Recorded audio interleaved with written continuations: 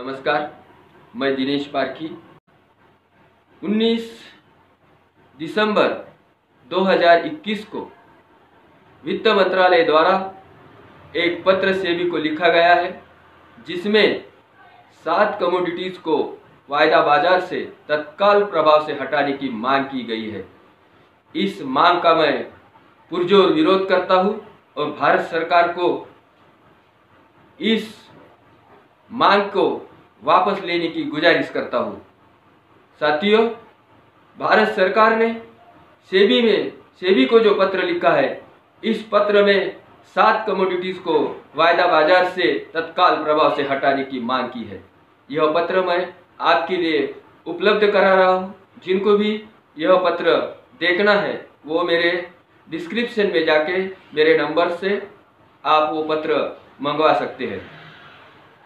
भारत सरकार ने गेहूं, चावल, सरसों, मूंग, चना और सोयाबीन, पाम तेल, इनको तत्काल प्रभाव से वायदा बाजार से हटाने की मांग की है और 20 दिसंबर को वायदा बाजार से ये हटा भी दिया गया।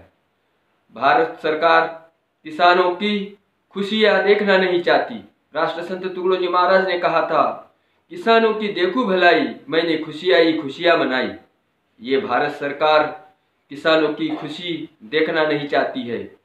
अगर हम पिछली कुछ घटनाक्रमों की तरफ देखेंगे तो आपको पता चलेगा कि भारत सरकार किसानों के विरोध में काम कर रही है।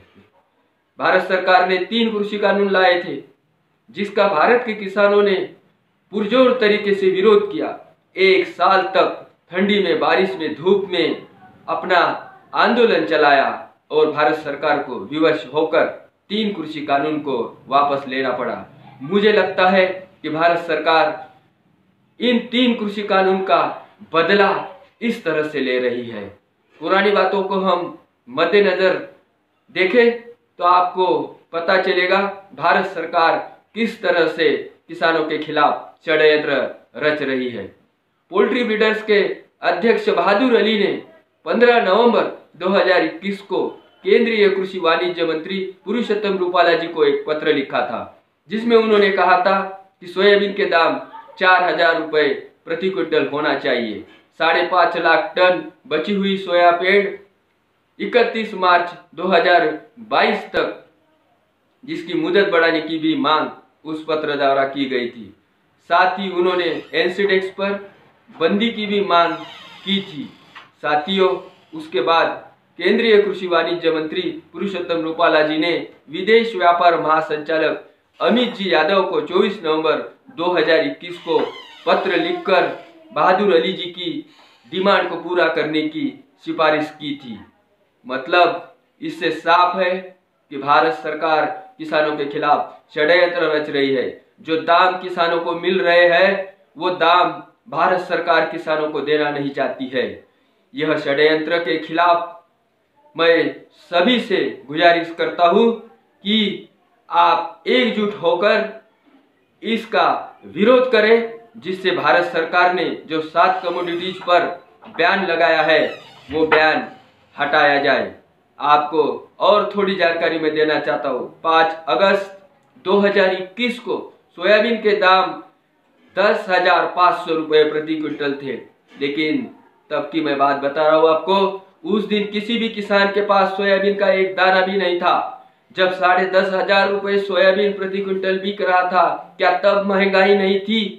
तब भारत सरकार को क्यों नहीं लगा कि कमोडिटीज पर बैन लगाया जाए? आज किसानों के पास सोयाबीन है।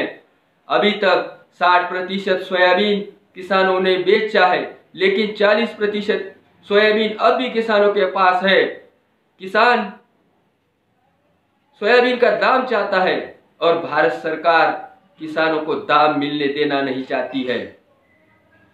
इसका मैं पुरजोर विरोध करता हूं। जो 700 किसान टिकरी, सिंधु और गाजीपुर बॉर्डर पर अपनी जान न्यौछावर कर इस दुनिया से चल बसे हैं, उन 700 किसानों को भी मैं इस वीडियो के माध्यम से श्रद्धांजलि अर्पित करता हूं और भारत सरकार से मांग करता हूं, जो 700 किसानों ने अपनी जान गंवाई है, उनको शहीद का दर्जा दिया जाए और उनके परिवारजनों को 50 लाख रुपए मुआवजा दिया जाए।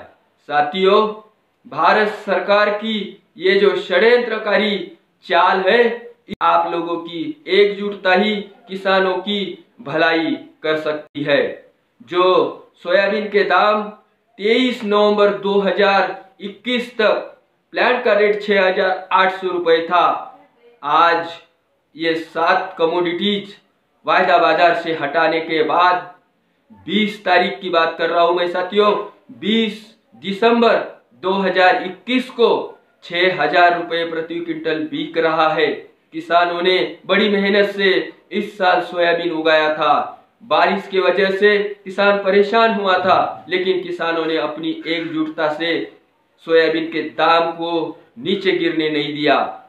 उन्होंने थोड़ा थोड़ा करके अपने गरज के हिसाब से सोयाबीन बेचा था, लेकिन भारत सरकार को यह देखा नहीं गया।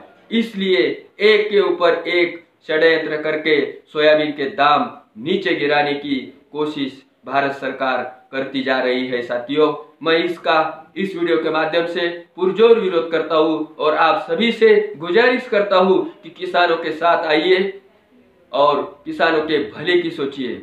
आपको अगर ये मेरा वीडियो अच्छा लगा होगा तो मेरा पुरोगामी भारत यह चैनल को सब्सक्राइब कीजिए, लाइक कीजिए, शेयर कीजिए। धन्यवाद।